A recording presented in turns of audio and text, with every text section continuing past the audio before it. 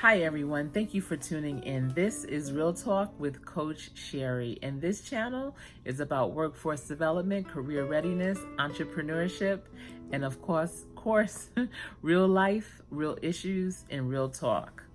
And today I wanted to bring you a faithful word, and that is a series that I started at the beginning of our quarantine. And I have been getting these passages from this book that my dad gifted me, and it is the word for you today. And I read this passage and it really resonated with me and just had me reflect on different things that people have shared with me regarding not having peace and wanting peace. Peace is something that I don't take for granted. It's something that you have to really work for, through prayer, through being grateful and thankful and staying focused and understanding that what God gives you in terms of the obstacles and barriers that come in your life, He gives them to you because He knows that you can handle it.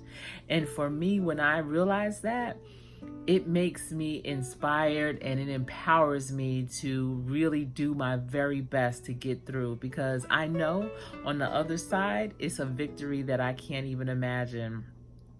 And so it really helps me keep putting one foot in front of the other.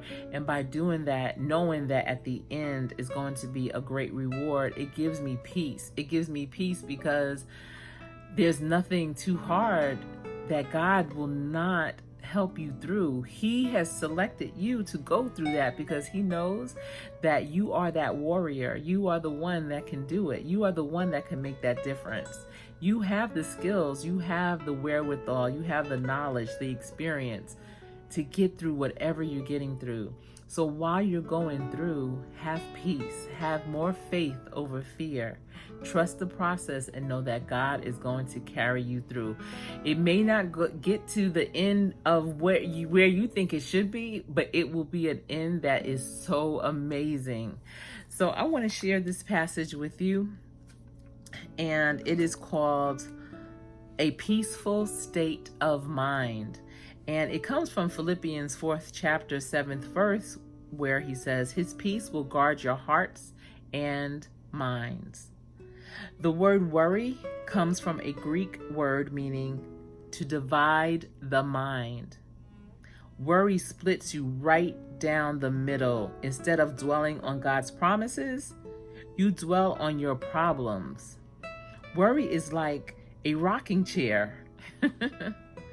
It gives you something to do, but it doesn't get you anywhere. And personally, I call that going nowhere fast. That's when people keep going in a circle. Have you ever encountered a person that has the same worry for years? All they do is talk about it and not be about it. And even if you give them a solution, a sound solution that makes so much sense, they don't take it. And they just want to worry. At that point, they just want to worry. And they're just going back and forth, or around and around, around and around. And that is not going to give them peace. Instead of relieving you of tomorrow's troubles, it robs you of today's strength. And you can't afford to lose your strength. So how can you stop worrying? The Bible has a two-part answer: God's part and our part. Our part includes prayer and gratitude. Don't worry about anything. Instead, pray about everything. Tell God what you need and thank Him for all He has done. I remember when I was caring for my mother, and her last full conversation with me, which was the Sunday before, actually it was the Sunday before the week she passed away. And she touched my stomach. Like, she took her fingers and she rubbed my stomach. And she said, don't worry about anything because God sees everything. Just pray. And it really she wasn't telling me that regarding anything we had just finished talking about. It wasn't like she knew I had any worries at that moment. Maybe she did. I don't know. But that was a message that she gave to me. And literally, that was the last full sentence that she said to me. And I will always remember that. Don't worry about anything because God sees everything. Just pray. In order to worry less, you must pray more. And also remember to express your gratitude. You can go to God confidently for the next thing when you've taken time to thank Him for the last thing. And what's God's part? If you do this, you will experience God's peace, which is far more wonderful than the human mind can understand. His peace will keep your thoughts and your hearts quiet and at rest as you trust in Jesus Christ. Note the words, you will experience God's peace. Imagine having God's peaceful state of mind. Do you think He battles anxiety? Or wrings His hands and asks the angels for antacids?